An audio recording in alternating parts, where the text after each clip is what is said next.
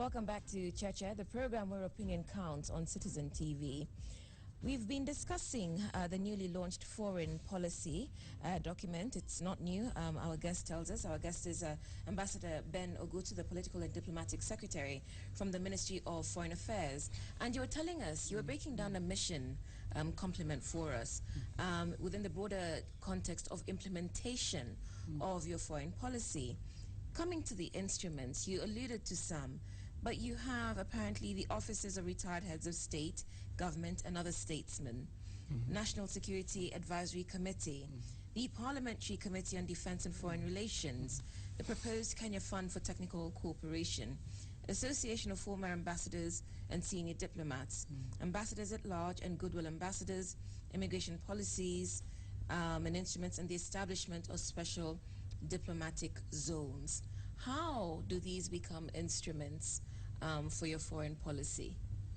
Because clearly these are different groups of people. So where is the divergence and where is the confluence? Yeah, if I would just maybe refer to what I mentioned earlier on, that foreign affairs work in terms of advancing of interests is not the preserve of the foreign ministry.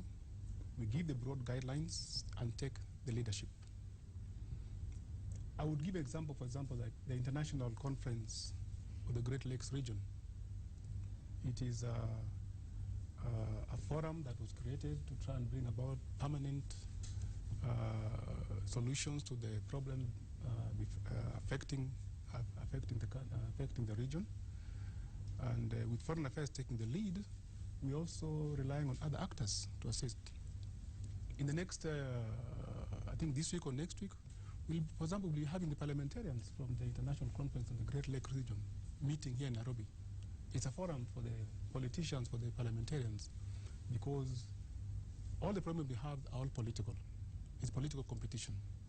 The various parliaments are now being called upon to try and come and share ideas under the same kind of umbrella of the ICGLR. We also have the civil society organizations, because they also have a role to play in the maintenance and consolidation of peace by what they do to sensitize the people in their respective countries on the need for peace. We have the... How do these become instruments of foreign policy? Where is the confluence? Where is the divergence? They were involved in the formulation of the foreign policy itself. Now, if you look at the foreign policy document, we are talking about the framework of it itself, we are talking about the pillars, then we're talking about now the implementation. And that is an important phase where we involve all this. So we can use the parliament as a tool, as an instrument on advancing the interests of Kenya in whichever region. I gave an example like in the Great Lakes region. So that's why we have all these actors coming in together.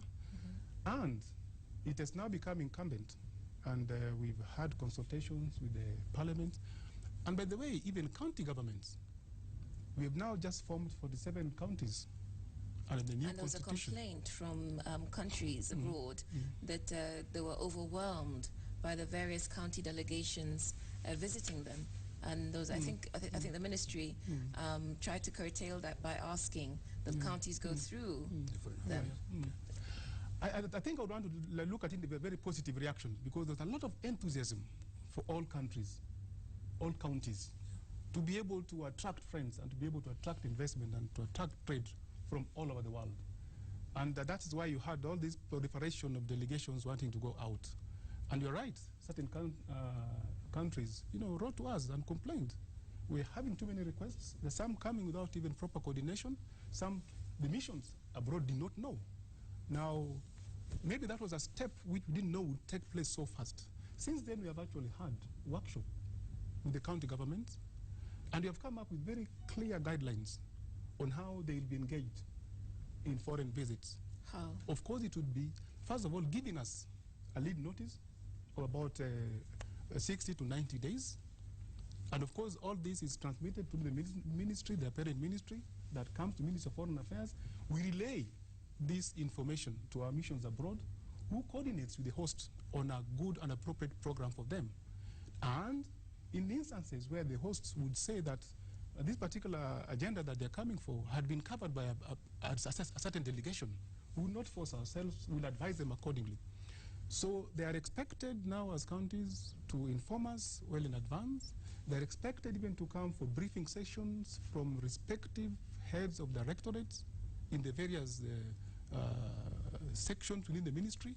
If it is going to Asia, if it's going to Japan, the Asian directorate. If it's going to Europe, there's a Europe directorate. They will brief them. This is once they are, in principle, it's been accepted by the host government. And again, when they travel to those host governments, a program will already have been laid for them. By and large, these are study tours and also benchmarking tours and learning from the respective countries that they've identified on how they succeeded in various areas that they're interested in. So now that has been harmonized, and I don't think we'll be seeing that problem anymore. But to me, I was seeing it as enthusiasm for the 47 counties to reach out to friends and also develop themselves. It is also important, maybe if you're allowed to finish, it is also important that the outside world also knows that these countries is diversifying areas in which they can engage in. And what are the potentials, what are the opportunities which are abound? Okay. Let's talk about jobs. Lots of Kenyans are going to the Middle East. When you are launching this document yesterday, you said 100,000 jobs are available in the United Arab Emirates. We need to know how and when, how to get the jobs, because you need the jobs anyway. Actually, what jobs are these? Exactly. First of all, what are the quality of the jobs you sourced? Are they exclusive for Kenyans? The issue of jobs has been a top priority for the country, for the government, to the ministry. And actually, if I just give a big background to the department that deals with jobs, we had an international jobs office earlier on created in 2004 in the office of the president. Of course, because of the importance of what foreign affairs would play in facilitating, this office was moved to the Ministry of Foreign Affairs. It's now been transformed into a department which is dealing with multilateral and international jobs. Okay. We also have a department that will deal in just with diaspora and consular matters. All right, I've got my eye on the clock. What kind of jobs can we expect from the UAE? From the UAE in particular, arising from His Excellency the President's visit, and where we now secured a promise about 100,000 jobs. We're talking about semi-skilled and skilled jobs. Semi-skilled and unskilled? Yes. No, so unskilled. And skilled. Okay. These are not the common jobs that you have Kenyans going without even the notice of the ministry, and they end up having problems. So these are 100,000 jobs. Today we have got a team which is arriving from the United Arab Emirates of the governmental agency that is in charge, because this is a government-to-government engagement. It is not the other agencies that we've had problems with, that who unsuspecting Kenyans and vulnerable, young ladies, and to taking them there and then they have problems. This is now something which has been structured along the discussions. So these are likely to be civil service jobs in the Republic of United Arab Emirates. Both civil service and also maybe in the private sector. These are details now that will be worked out. Okay, so what happens when they get there? Because listen to this. Good morning. As far as I'm concerned, the diplomatic missions are just ceremonial. I lived and worked in the UAE and unfortunately became a victim of medical negligence. Efforts to seek help from our Dubai consulate and the Foreign Affairs Middle East Directorate have been futile. They are not interested. That came from Sam in Nairobi. And there's something similar from Bernard Gitonga. I want to ask about the criteria used to appoint honorary consuls who represent us in various countries where we have no full-fledged embassies. I have interacted with some of them and found that the government gives them no support. How is this? On the first one, I think this is why now we are enhancing and expanding the mandate and the capacity of the Diaspora and Consular Matters Office to be able to address some of these problems that Kenyans face out there. Granted, the Kenyan might have gone out there without even any formal agreement. The ministry did not know, so you find that even the contract that was signed, you don't know, maybe it was very unfavorable to him.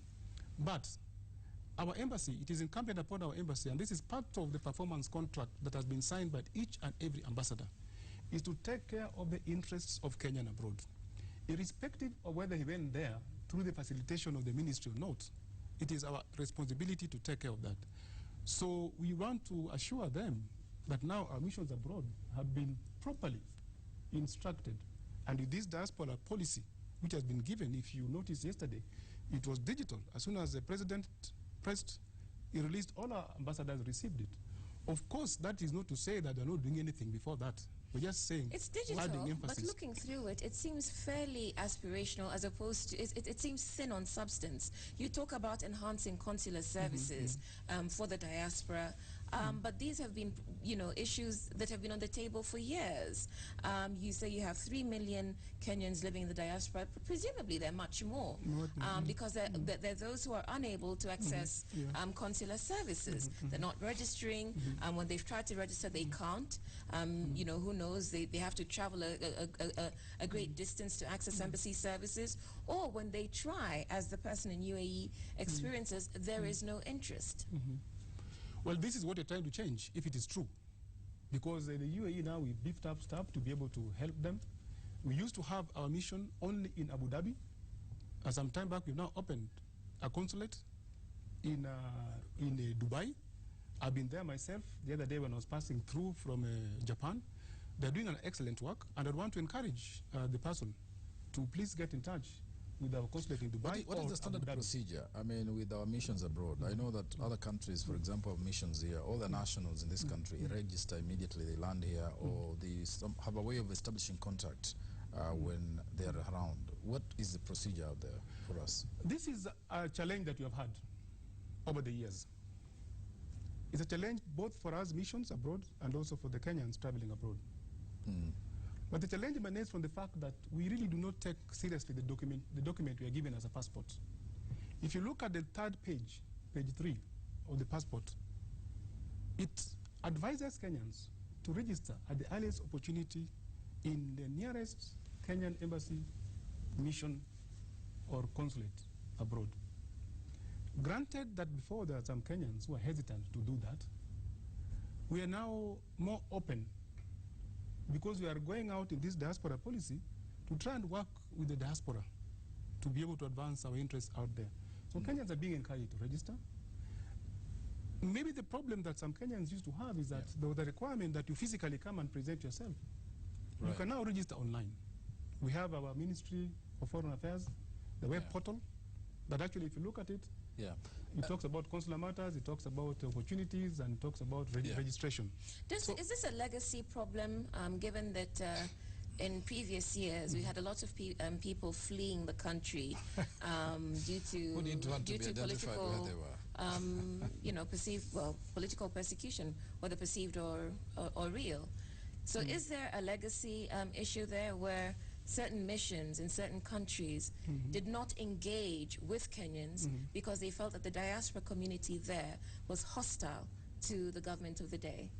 I want to attribute some of it to that, because as you're saying, those are the days when you had the phenomena of the Mwakenya and everything, and those who maybe left because of political persecution, so to speak. But I think now that is something which is behind us.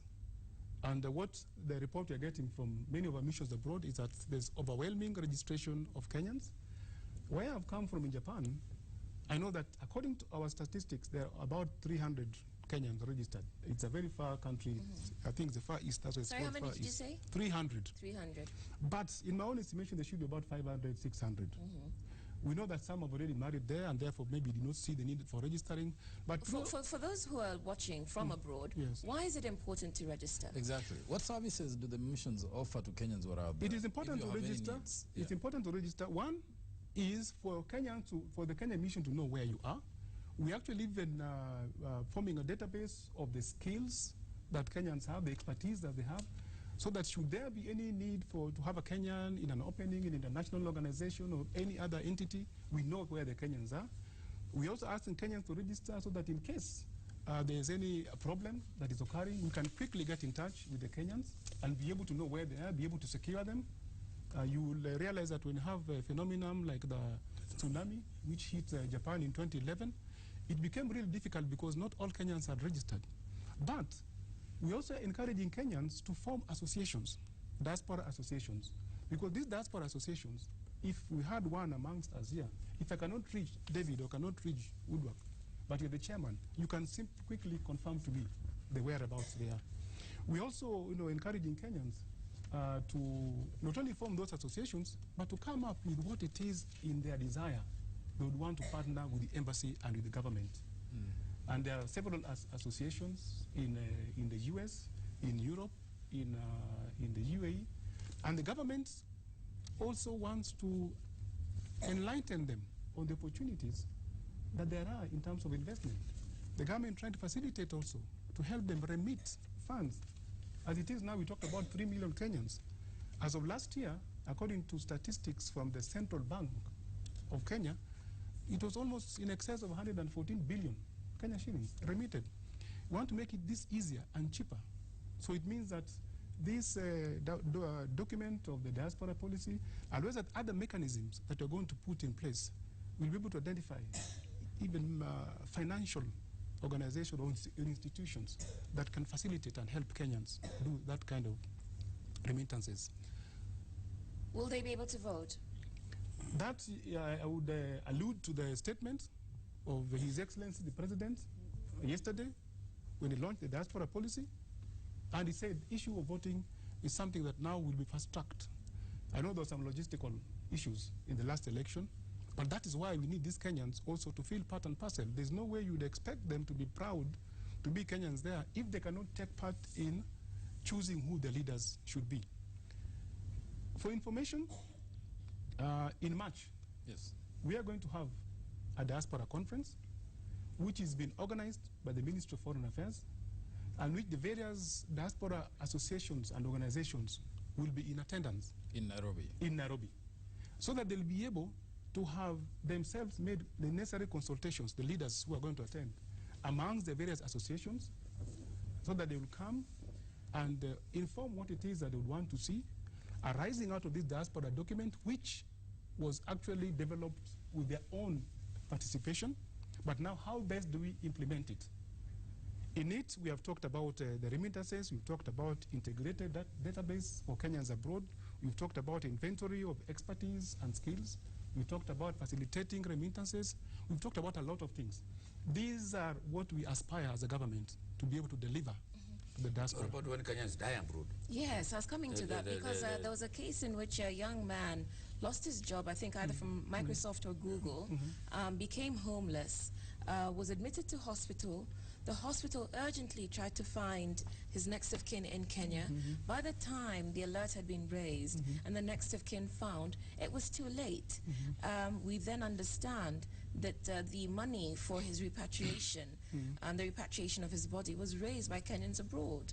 At no time did we really hear about any sort of assistance or support There was that from the person who was mission. killed last week by near DC there. He was killed by his wife and his son. They're in court, but the money had been raised by the fellows are there. What role do embassies play when somebody dies? Or finds himself in some sort of trouble.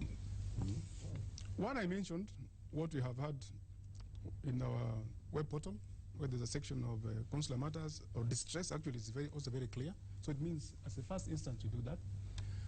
But what I must also share with you that as a government, as embassies, we do not have funds for repatriation. What we have is officers who are assigned to deal with consular matters and matters also dealing with Kenyans in distress. This officer is empowered within the Foreign Service Regulation on the direction of the ambassador to immediately swing into action if there's a reported case of Kenya in distress. In some cases, our mission staff have also hosted in their own residences Kenyans who are in dire need, Kenyans who feel insecure or security threatened. As they're doing that, we get in touch with our diaspora office here, which is based at the Ministry of Foreign Affairs, and they in turn also try and identify the next of kin so that he is informed of what has happened. Why we are insisting also in associations is that a Kenyan dying out there, although it is now in circumstances of foreign land, is much the same way as a Kenyan dying in here, in Kenya, where friends and relatives assist in raising money. If you're working for an organization, maybe that's part of, they can take part of the funeral expenses and all that. But really, it is upon Kenyans to be able to help each other, with the embassy taking the lead in trying to coordinate all these affairs. And we've been able to do that. In instances where we have many Kenyans involved and it is not easy or there's no time to do that, we have had special funds being allocated for evacuation. You saw what happened in South Africa when we had that problem xenophobia. You saw what happened Sierra Leone. What happened Sierra Leone? in Sierra Leone. You saw what happened also in Libya. So when circumstances demand and the government avails the funds made on strong recommendations of the government that we cannot wait. We are talking about many cases. But in normal occurrences, although death is not something that you can call normal because the sanctity of human life is beyond all consideration, we try to facilitate, and that's why we're also trying through this diaspora policy to encourage the diaspora to form associations. What happens in the case of a government violating the rights of Kenyans? I'll give you the example of the attempt to deport a Nigerian drug dealer. We then had the guards who escorted him taken hostage, I think, for about a week in Nigeria. And what we heard from the cabinet secretary was platitudes, really, that Nigeria and Kenya are good countries that enjoy good neighborly, good relations rather, and you don't want to jeopardize that. Whereas you see much stronger responses from other countries when they feel that the rights of their citizens have been violated. Nigeria and many other countries in Africa and elsewhere have been one of our very staunch supporters and partners. There are isolated cases like that one that when they occur, is likely to mar our relations. But as my cabinet secretary said, in the spirit of those good relations, that's how we managed to reach an amicable solution. It's unfortunate that it went to that. But otherwise, if it were not that we're in good relations, I don't think we would have reached and would have solved it the manner in which it was solved. So I want to assure you, and that's why some of the areas that the president has visited and even inward visits is a country like Nigeria. But I think that is an isolated case. It's not an everyday occurrence that we have the Chinedos. For force and military power, it does not seem to feature much in enforcing Kenya's foreign policy. We seem to be that country that will beg, plead, please help us. Well, in the interest of good neighborliness, we must advance that. But are there occasions when we must also exercise our muscle a bit? You know, when Uganda takes our migingo, or like in Nigeria, when, you know, our plane is held there. I'll give you an example. Or in, even across, you know, our pilots are held in Sudan, and we, you know, so that's one example. Yes. And then the flip side of that is, say, South Africa refusing to allow passengers from Nigeria into their airspace because they were coming from a yellow fever zone. And so Nigeria said, you know, fair enough, we won't allow passengers coming in from South Africa because they're coming from an HIV zone.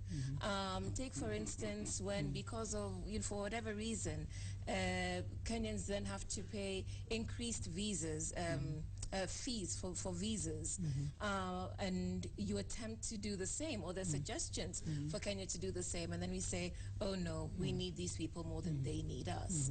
And so the question is, where is the robustness of the foreign policy that asserts Kenya's right to be respected, even as it deals with other countries with respect? Well, I believe it goes by the very character of Kenya. We are a peaceful nation. We believe that we can solve everything through negotiation. But of course, David is saying that where you need to flex your muscle, you need to do so. In the instances that have played themselves out in the recent past, I think we saw Kenya had to take very decisive action. I mean, actually, up to now, where is Mijingo? Mijingo is Ugandan, Migingo is Kenyan. Yes. Because that matter still hangs out here, and it's really about territorial integrity and foreign policy. Would I say, what I can say that with the respect for Migingo, those are ongoing negotiations that we are holding with our brothers from Uganda. There have been committees which have been set to work, one on the survey, and then also to work on how we can continue to exploit the resources of the river Victoria, or of the Lake Victoria, for the benefit of all. And this is an ongoing thing. I cannot give a conclusive answer now that it has been decided. It's about asserting it's the top. We assert our sovereignty in certain instances, but in certain instances, when we need to stamp our authority on the ground, we seem to be a little weak-kneed. That's the whole point. Does this new policy put us on a firm you know, hands-off position. As I said, Kenya believes in peaceful negotiations, any conflict and any misunderstanding. Yeah. And that is an overriding factor in our foreign policy. But I was giving the example of maybe where we had to go into Somalia when it now became inevitable that Kenya had to do it.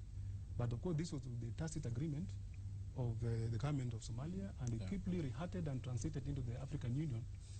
And Kenya has played a leading role in all these other areas. Very quickly, there are lots of questions and practical questions from Kenyans texting in. Hi, I'm a frequent traveler, and this is due to my husband's line of work. We have lived in the Dominican Republic, Angola, and many more countries that do not have Kenyan embassies. As a Kenyan, what should I do in case of anything? That came from Monica in Nairobi. I'll tie that to what you said about honorary consuls earlier on, because where we don't have embassies, we have honorary consuls. They're supposed to facilitate Kenyans having problems. In our passport, it reads very clearly that in case of any need, you'd go to the nearest High Commission of the British. But at the same time now, within the East African community, we are talking about sharing within the protocol on the foreign policy coordination, sharing to assist each other where we don't have missions. So that is something in the working, and we'll be able to work on it. So that your response is go to the British consulate or embassy or whatever, and go to the nearest East African one. Yes. That's what you're saying. But where is she calling? At the moment, she's in Nairobi, but they have been in the Dominican Republic, Angola, and other countries where they say there is no representation. And there's this from Zanudin in Mombasa.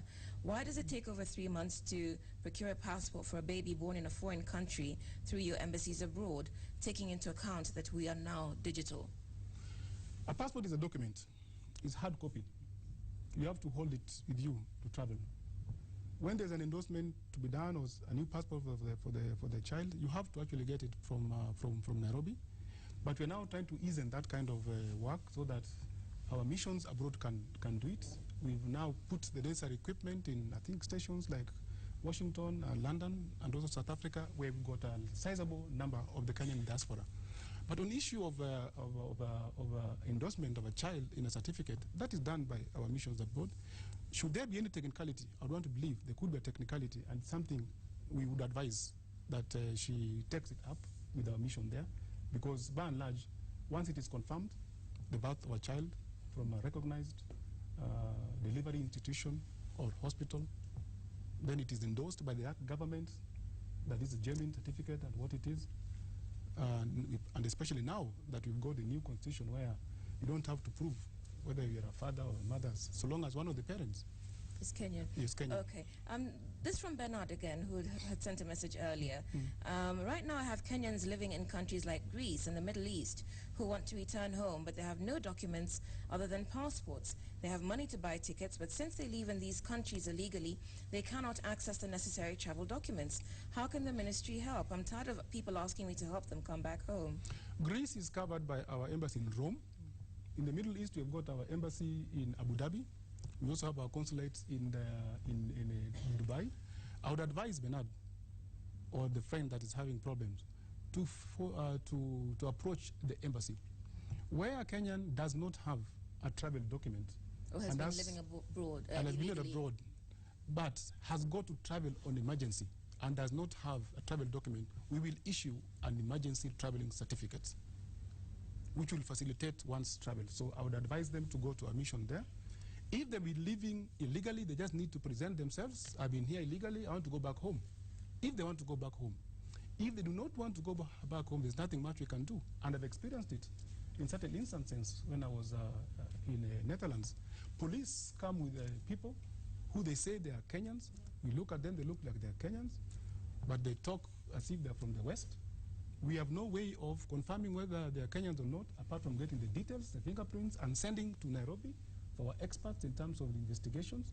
And when they confirm that these are Kenyans, then we give back to the authorities and say, yeah, this is a Kenyan. If it is in the negative, then of course the person is not a Kenyan. But our missions will facilitate any Kenyan who wants to come back, and they have no problem because They've got the money, they've got the ticket, they're only looking for travel. Okay. This has to do with your previous station in Japan. Hi, my name is Thomas. There are Kenyans offered scholarships in Japan by JICA, but are facing numerous challenges. Forced to do courses they never applied for. Some courses are offered in Japanese, and when they raise concerns, they're discontinued and sent back to Kenya. I would want to encourage him or Kenyans applying for certain scholarships to read very carefully what the scholarships contain. If it is a requirement of the Japanese language, normally it is 6 months. By the way, it is to your advantage to learn the language. What is 6 months? After that, you can be able to interact with society. But now, more and more, in the case of Japan, there are many international universities offering courses in English. And you may know that in the last meeting where the all African nations came to Japan, the Prime Minister there announced a scholarship system of 1,000 within the next 5 years.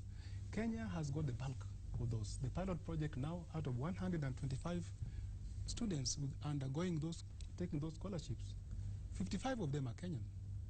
And the beauty is that after they finish, they'll be assimilated in certain corporations and companies, so that they can acquire the skills and the work ethics of the Japanese, so that eventually when you're talking about the Japanese setting base here in Kenya for FDI, they already have Kenyans who are trained in Japan who know what they're looking for. There's a question going back to the Nigeria airplane incident, and I've been corrected. Bob, thank you for that. The Kenyan officers and flight crew were held hostage for 24 days in Nigeria, and to date, the airline, the charter line has not been paid any damages. What happens? I don't have that information, but what I'm saying, it was resolved, even though it took long, and want to be sure that next time it should be taking a shorter period. But who pays the charter? I don't know. I don't have the details. You don't have the details. I don't have the details. And so they can get in touch with you. If to pursue that. Let them get in touch with me so that we can be able to refer them. I will investigate the case and refer them accordingly. Okay. The Constitution allows dual citizenship. What is the impact of that provision in the Constitution since it was enacted? Dual citizenship. Do we have more people coming or going out, or what has happened? Well, I will not be able to competently comment on the people coming from Kenya going out. But I would want to imagine that those who are outside there are now coming forth. There are those who kept their passports. They are now at ease to use the passports. There are those who had a bit of hesitation in acquiring passports of those respective countries. They're doing it. I've heard of cases and the reports of our missions facilitating that. So I think it is a very positive thing, because it now gives you the opportunity of deciding whether you want to do something in Kenya or do something in the mission where you are, in the country where you are, or in both. And I think that's beneficial for Kenya. So we're winding up now, but there's a quick question here from Wanjiru in Nairobi, because this issue of maids is not going away. What about the Kenyan girls in Saudi Arabia who've been held captives there? My very own sister was promised a good job only to land as a housemaid. She's tortured, and her boss says, I bought her. Our own efforts to bring her back are futile. How can you help us? About 300 of them in prison. These are the things that we are trying to sort out. As I'm saying, the kind of contracts, if at all they existed, were so lopsided in favor of the employer. We have now put a stop to any more recruitment through the agencies as of last September to now, to date.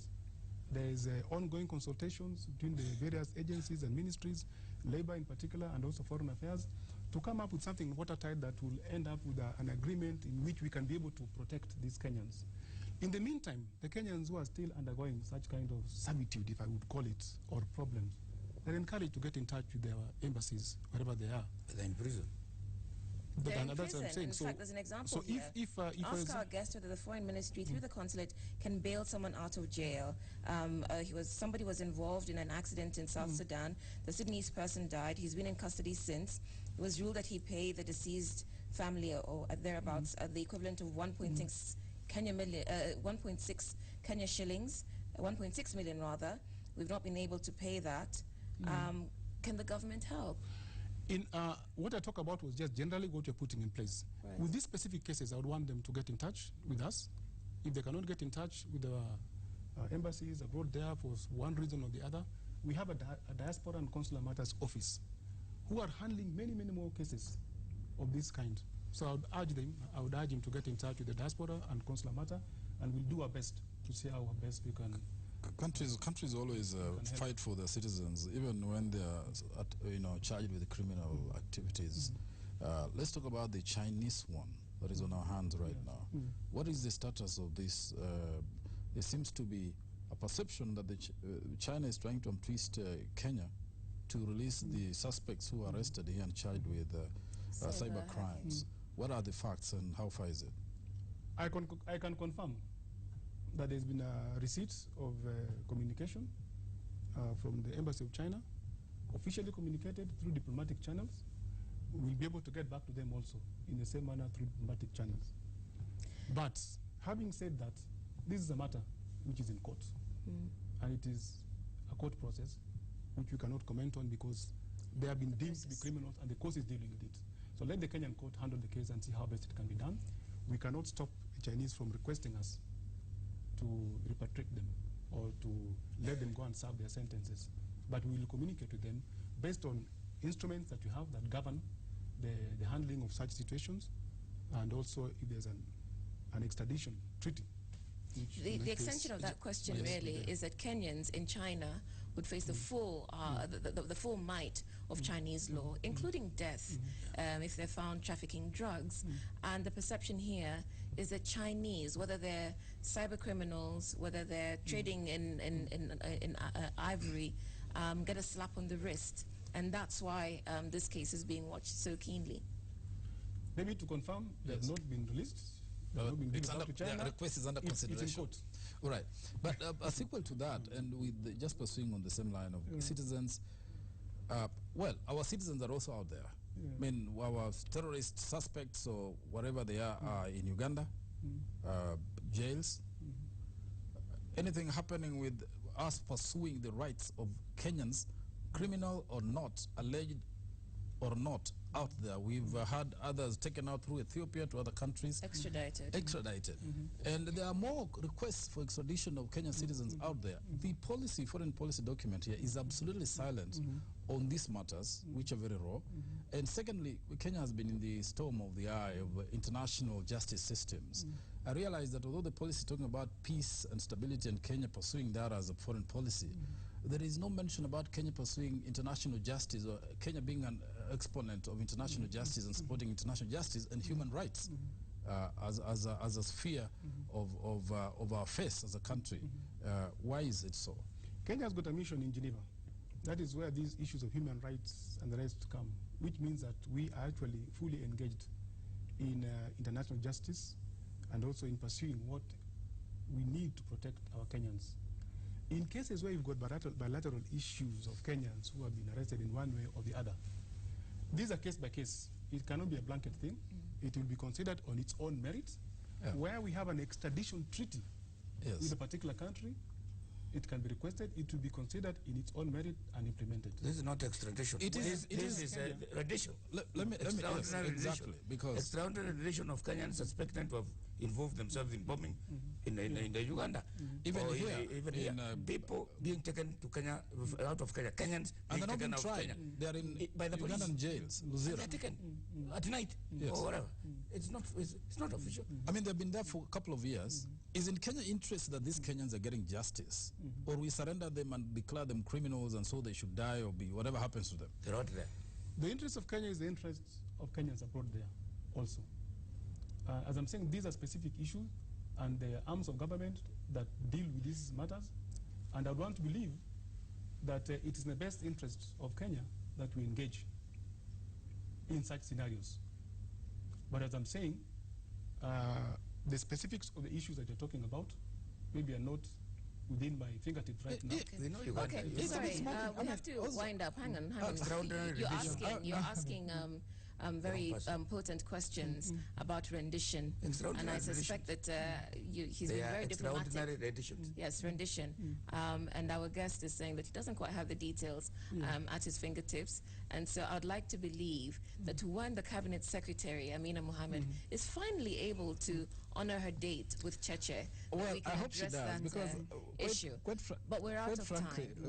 It's important that the Minister of Foreign Affairs deals with this, because, I mean, there are Kenyans charged abroad. Yeah, yeah. When our Kenyan prominent citizens like the president and deputy are charged overseas, we say we need them back tried at home. When these ones are charged, we're not pursuing them. We have to seem to have a policy that has universal application. I think maybe what you need to do is also to let you know what the government is doing. Yes. Yeah. Maybe that is not coming out, because I think we need to share that so that you fully appreciate. Yes. But the guarantee is the government has got interest, top priority of Kenyans abroad there.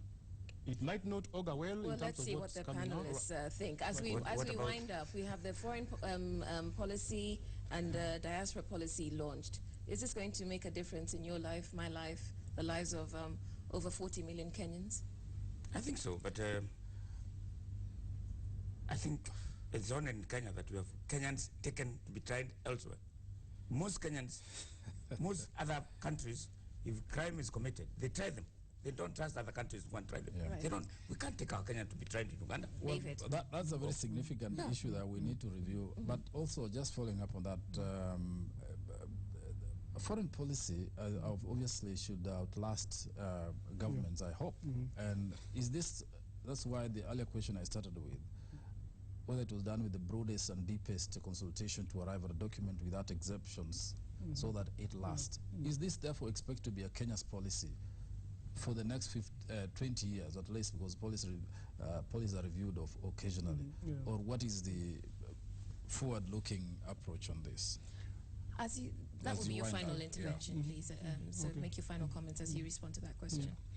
Well, what I want to assure you, David, and other panelists, Mutegi, that this is a document that is to guide Kenya's relations with the world into the foreseeable future. I mentioned the domestic document that informed the formulation of this. One of them is the Kenya Vision 2030. And the Kenya Vision 2030 flags out the diaspora, and that is contained in this document. Granted, is not cast in stone. It can be refined, but the broad parameters will remain the same. Okay. So it is one that will... 2030, at least. 2030 and beyond. Okay. Thank you very much. So we will end the show on that note. With our thanks to you, Ambassador Ben Ogutu, for stepping in at the last minute, even though at your boss's behest. Ambassador Ben Ogutu is the Political and Diplomatic Secretary at the Ministry of Foreign Affairs. He's been our guest on Cheche this morning, along with our panelists, David Makali and Mutegi Njau. We thank you very much for watching, for engaging, for sending us your thoughts and opinions and questions. My name is Udwa Kamimo. Do enjoy the rest of your week.